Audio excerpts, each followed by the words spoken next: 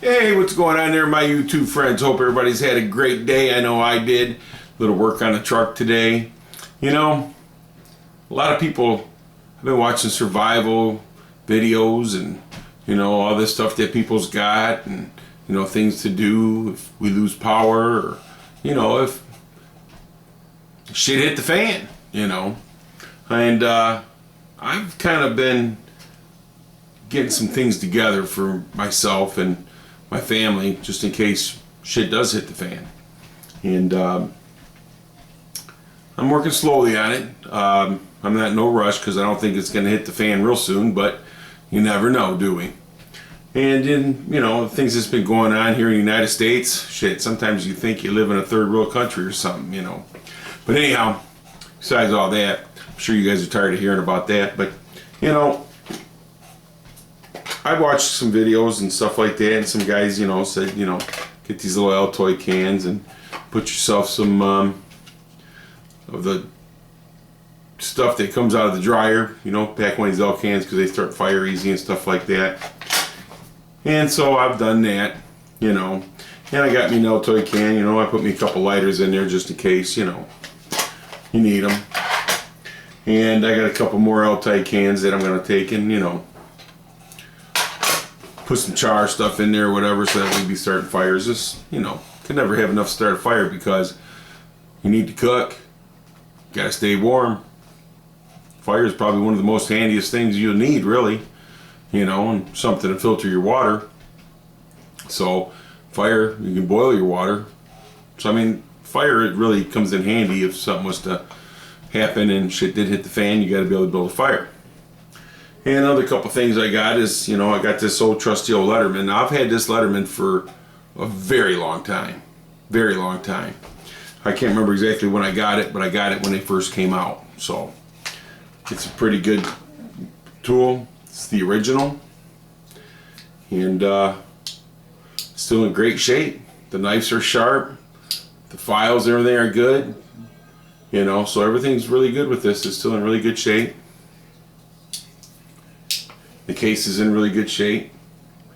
Like I said, I had this thing since pretty much since they came out. I can't remember when. It was in 2000, I think, or 2000, something like that. I'm not real sure when I got it. Oh yeah, and I must, I got the Marshall badge, guys, and I got the handcuffs. You know what I mean? No kinky stuff here, buddy. This is just for in case I gotta arrest somebody. But anyhow, and people talk about their guns and stuff that they're going to carry and the things they're going to do. Well, my biggest thing is probably the fire thing, and I got lighters, if they work. And I got, little hand sanitizer, which is just a little guy, Diaper wipes. Diaper wipes are a must. And I got one of these things right here in case I need to light a fire or whatnot. So this is a pretty cool thing right here. I like it. Can't even get the spark, can I? There we go. Whoa, dude, that scared me. But anyhow, so I mean, there's just a few things that I got. And it's brand new, by the way, so that's probably why it didn't really spark right away.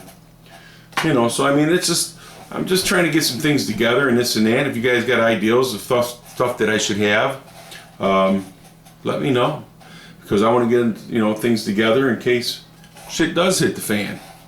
And I like to have something for when I go hunting and stuff like that. If something was to happen while I'm out hunting, I can have things with me there so I can take care of myself. So basically, I want to put a couple kits together,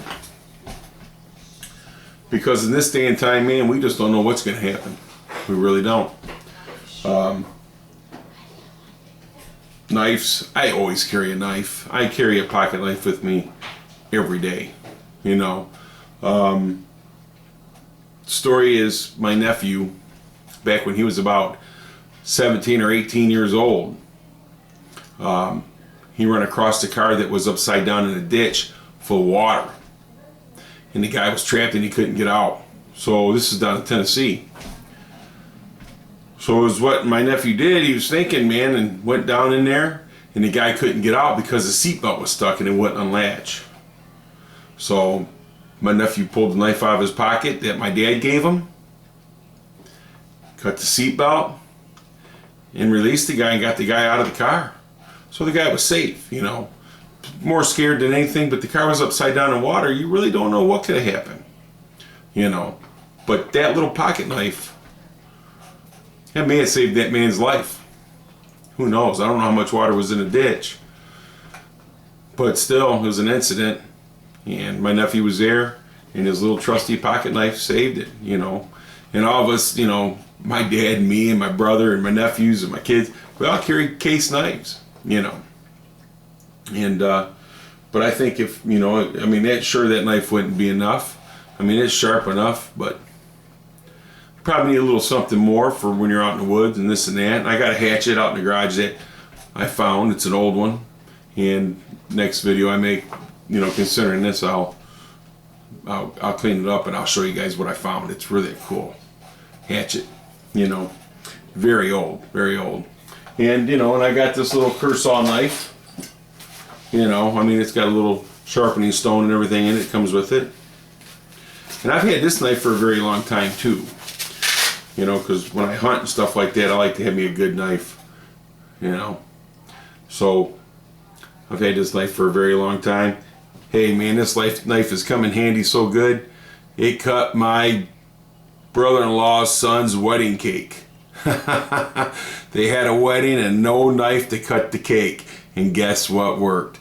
Oh yeah, we used a Kershaw. The cake was kind of rough, so we did have to use a jagged edge on it, you know what I mean? So we had to saw it a little bit, so it came in good and handy.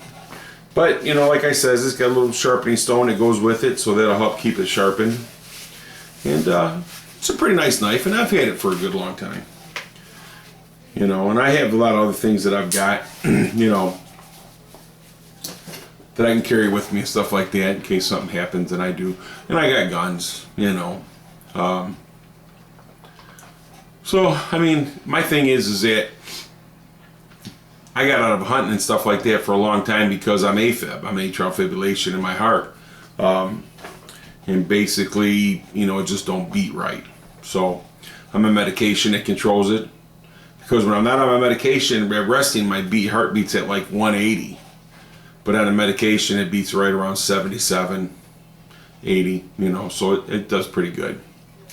And the weight loss that I've, you know, lost here in the last 11 months has really helped me out quite a bit.